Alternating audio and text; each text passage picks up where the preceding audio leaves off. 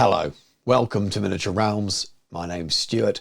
Warlord Games very kindly sent me some of the new German veteran infantry that are up for pre-order now, believe coming out in January next year or early next year. So let's take a look at them and get painting.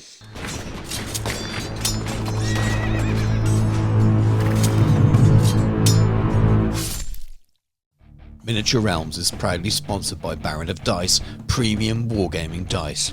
Over 500 styles, over 4,000 customer reviews. Welcome to the best dice on the planet. A few weeks ago, I reviewed the Bolt Action new small intro set, and that had some Germans in then. They were the older German Grenadier miniatures. And since that, Warlord Games have changed the packaging a little bit. They've changed the name from introductory set to starter set.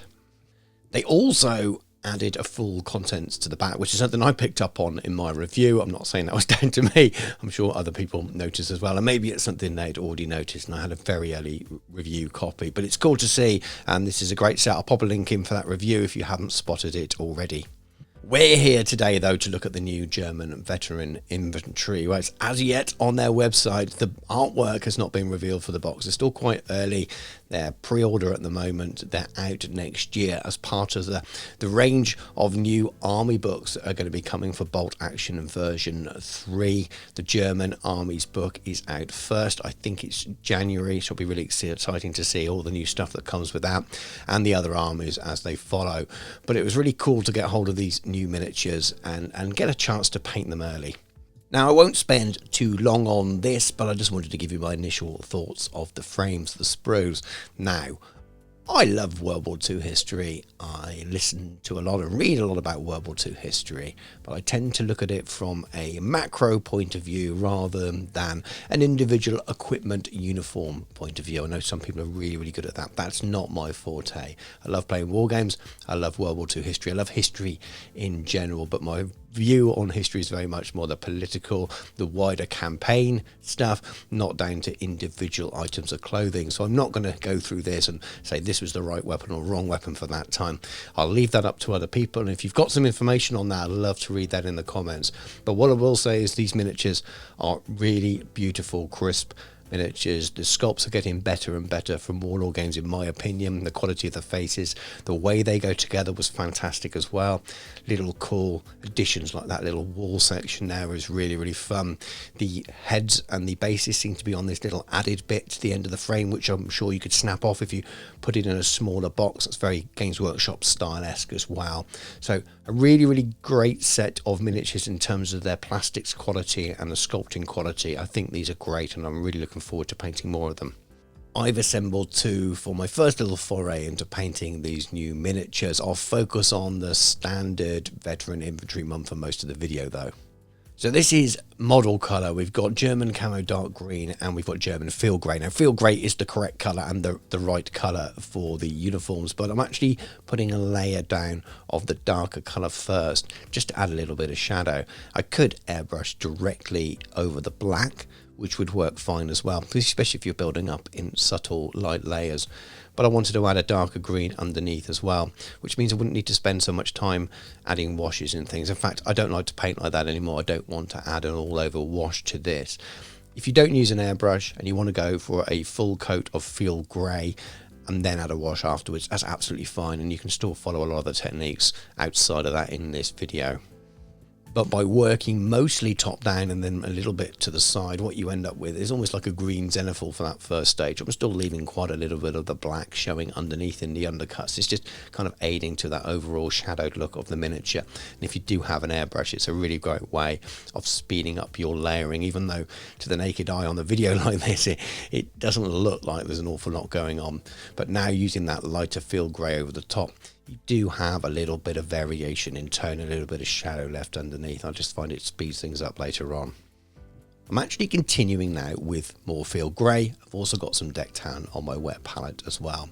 Because those initial stages of field grey were done with the airbrush, those layers are quite thin and they're over darker colours, so a little bit of that is showing through, which was completely deliberate. But because of that, we can continue to layer up with the field grey. Yes, it's the same colour, but you actually get a subtle highlight because you're building up the intensity of the colour. And you can really see the difference in that transition from the darker layers to the lighter layers. At the next stage, we're starting to add a bit of a mix of that deck tan and the field grey, probably 50-50 really, not too strong. And you're just going back over those same areas, slightly thinner lines. So you've got those folds of clothing at the top where the light hits the most, not those crevice areas where the shadow is. And just adding a little bit of that mix in, and it's just adding to the highlight, very subtly building up the areas. And then towards the end, you're just adding a little bit more of deck tan for those very, very top highlights in selected areas. Next up, we have Contrast Black Legion. I'm just going to be using it as a one-size-fits-all base layer for all of the black or dark brown leather areas. I appreciate that there's going to be a little bit of debate around what was black and what was brown. I've done quite a lot of Google research, shall we say, and I found examples of both colours. The Warlord Games studio scheme has very clearly gone for a black look for most of the webbing, the helmets, the boots, etc. But I do appreciate people have different opinions on that. I imagine it probably varied as well, just as much as all the different versions of field grey. This is a wargaming miniature. I want it to look right at a distance on the table, so I want the colours to generally seem okay. I'm sure there will be some debate. I'm happy to have comments about it. I always like to learn, but I don't think we're too far off. But anyway, with that said, the reason I'm using the Black Legion is because it's just incredibly easy to put a layer down. It flows really nicely, but it's quite opaque for a contrast style paint, so it does a really good job of giving you a nice even coat with a very subtle highlight built in, because it's thin enough just to show some of that undercolour through. The helmet colour was one of the areas that gave me the most headache. It was definitely black in that studio paint scheme, but I've also seen it many different colours, field grey or a different green. Looked at some of the other references, the Colours of War guide that I use a lot for Flames of War, a Vallejo based one that had it as a dark green colour as well. So I've gone with black now, but I decided I was going to highlight with some green afterwards. And this is that green, it's the extra dark green from Model Colour, and this is what was suggested by the Colours of War book. So I thought if I go with black and do a very subtle watered down layer of this paint on top as the highlight, I'm going to add some oils afterwards. I'd have somewhere between a dark green and black looking helmet, which would be a bit of a coverall, and overall, if I like the way it looks, that's the most important thing. This is German camo medium brown. I'm just going to use it as a base for quite a few of the little accoutrements around the webbings. We've got water bottles, wooden areas and things like that. I will highlight up with different browns depending on the area, but this is the water canteen here. Now this bag's got more of a yellow finish to it, but I wanted a base colour that wasn't that green, so while I had that brown on the palette, I decided to go with this because it will work very nicely. Now this is a rolled up Zeltban, I think, so I know it needs a little bit of camo, so I'm using the brown here. I'll use the green I used on the helmet, and I'll also use the yellow I do later. I don't cover this anymore in the tutorial though. But overall, just carrying on with that brown on the handle of the entrenching tool, on the stock of the rifle, and so on and so on. Sticking with the Model Colour, which we do for most of this video, this is green brown, which is a very yellowish kind of colour, and I'm just highlighting now over that medium brown on that bag that I said was going to be a yellowish colour. And again, I'm taking the cue there from the studio paint job, so it might not be completely right, but I quite like the way it breaks up the other colour on the back of the miniature there. It looks pretty cool, and I'm pretty happy with it. Now turning to beige brown and light brown, also from Model Colour, and I'm using those to highlight up those other brown areas. So for the water canteen, I'm just giving it a highlight of beige brown and leaving it there. And then I'll move on to the rifle stock, and I'm going to build that up with 2 layers. So the beige brown to start with, and then on to the light brown afterwards, just really kind of accentuating those highlights, hitting the top corner of the stock on the top line where it meets the black metal areas on the rifle as well. This really makes it stand out and defines the areas. This is Dungeon Stone from Tooth and Coach. You can use any dark or mid grey here really. I'm just doing a very subtle highlight to the black areas of webbing and leather work that's on the miniature.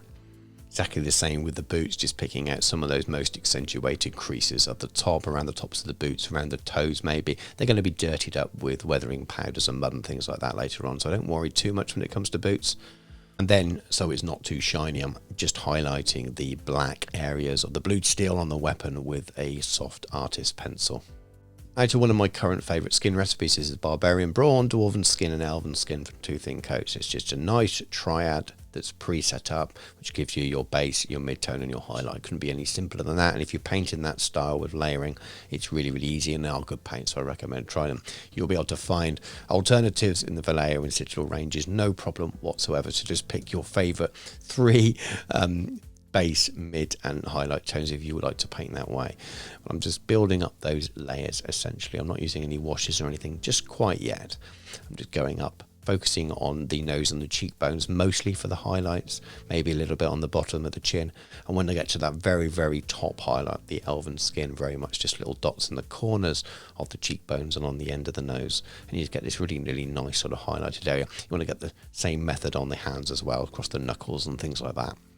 This is Shyish Purple, which is a Citadel contrast paint. I'll just add a little bit to my wet palette, probably 50-50 with water. If you watch a lot of my tutorials, you'll see me using Vallejo Express colours, using their purples and their reds to do a similar thing. But I'm trying it out with contrast paints as well, really just to show some different variations, but the technique's essentially the same.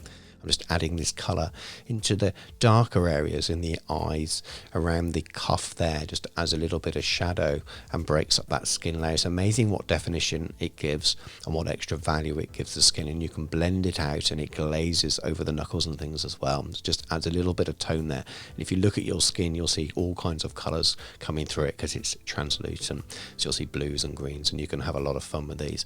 I've moved on there to painting in the bandage he's got with just a little bit of white paint, before I then move on with Skeleton Horde. Again, this is quite a thin paint, so I'm just glazing this on very, very lightly, making those bandages look a little bit old and dirty. They don't want them to look like they're freshly put on a couple of hours ago. You want them to look like they've been on campaign with them, so that they're pretty grim and dirty by now. And therefore, I've got a little bit of blood for the blood god here, just to add a little bit like a wound is seeping through. I don't want this to look like this gory 40k model though, so I'm thinning it down with a little bit of water. You really want the effect of the blood seeping through, not some horrible gushing Gary wound. I'm going to use a very subtle oil wash in a few areas now. This is grease, very subtle, sort of cross between a mid-brown and a sepia colour. Just a little bit on that helmet, which I mentioned earlier. I'll add a little bit of shadow to where the lip is and where that leather strapping is on the helmet, but also when it dries it'll look quite grim and dirty as well. A little touch on the weapon, and I'm also using it on my basing, but when it dries fantastically, so much better than a standard wash. And we're on those finishing basing touches now, and you do the bases to match your own miniatures, but I'm brushing a little bit of dry pigment in, allowing it to go over the boots and then right into the detail and the texture of the base, and I'll just blow all the excess off and it sticks there fine.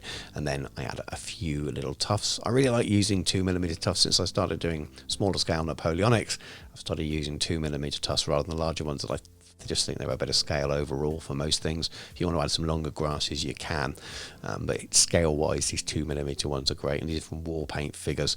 And then adding a little bit of mud effect as well, just helps blend in those tufts to the bases, makes the ground look a little bit more interesting.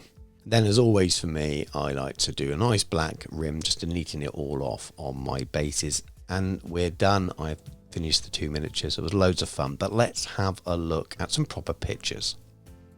These miniatures were genuinely a joy to paint, super crisp detail. It's very easy to what I will call zone your paint, so you know what colour needs to go where. Few little things that are hard to get to, like across the chest, some of the webbing and things once you've built them, but that's just a way miniatures are designed. There's not a lot you can do about that really, but they are pretty simple and easy to paint, and they paint up quite quickly. Normally when you've got lots of webbing and things on miniatures, it can be a little bit laborious at times, but I found this pretty easy, and the reason I started with the airbrush was just to get that base colour down for the grey. It really sped things up and kept it quite simple, and that is the bulk of the miniature then, and you're just adding the details. And if you got an airbrush, then you can go and get your whole army almost done in one go, get those airbrushing layers down, and then you can go in and squad by squad, miniature by miniature, however you prefer to do it, start picking out those details and really breaking up the job of painting your armies. Now, I haven't got a German army. It's something I might try and do this sort of first quarter next year, so that I have an army in the cabinet for other people to use against my armies, which always tend to be a British or a US theme. But great fun doing these, so much character. I love this officer guy with the little bit of brick wall. I mean, you can add that near any miniature. I thought it'd be quite cool to add it near the officer who's crouching down with his binoculars and things like that. But fun miniatures to paint. I will look forward to getting more of them done and hopefully into a little playable force, which would be cool. But let me know what you think in the comments. Are you going to be picking these up yourself? Are you excited about the new Armies of book for Germany coming out? I'd love to hear. As always, thank you very much for watching the video. Hope you've enjoyed it. If you'd like to support the channel, if you've enjoyed the video, just drop a comment below, give the video a like. It really helps. Subscribe to the channel if you haven't done so already. Have a look at the other videos. There's a huge plethora of different painting videos from many different games, including, of course, Bolt Action, but loads of other things on there as well, some reviews and some commentary as well. If you'd like to support the channel even further, there's loads of links in that video description below, including an affiliate link for Warlord Games, which is a really great way of letting them know that you've come via this video, which means they'll hopefully keep sending me cool preview things like this so I can keep sharing them with you as well. There's also Knott's Hobbies, Baron of Dice and Galeri Airbrushes.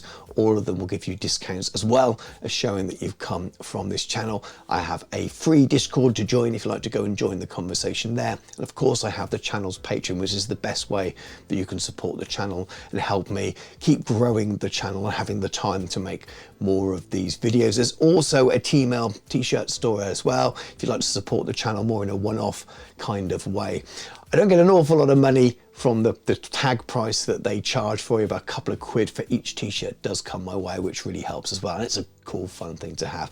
But anyway, thank you very much for watching. Take care and I'll catch you soon.